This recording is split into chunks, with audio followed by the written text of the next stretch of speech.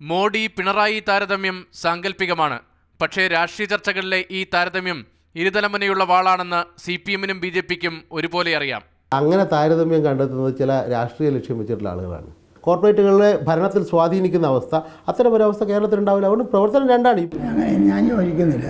ഇന്നിപ്പോൾ ജനപ്രീതി നേടിയെടുക്കുന്നു, ദിനം പ്രതി വർദ്ധിച്ചു വരുന്നു, ലോകരാഷ്ട്രങ്ങൾക്കിടയിൽ തന്നെ അംഗീകാരം കിട്ടിക്കൊണ്ടുവരുന്നു. ഒരു വലിയ മാറ്റം അദ്ദേഹം കൊണ്ടുവരുന്നുണ്ട്. അതും ഇതും തമ്മിൽ എന്താ ബന്ധമുള്ളത്?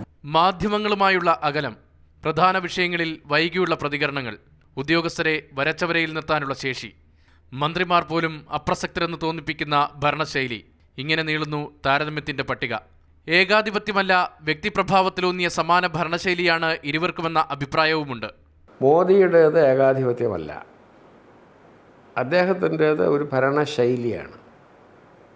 പിണറായിയുടേതും മോദിയുടേതിനോട് താരതമ്യപ്പെടുത്താവുന്ന ഒരു ഭരണശൈലിയാണ്. പിണറായി മോഡി താരതമ്യത്തെ അസഹിഷ്ണുതയോടെയാണ് ഇരു പാർട്ടി നേതൃത്വങ്ങളും കാണുന്നത്.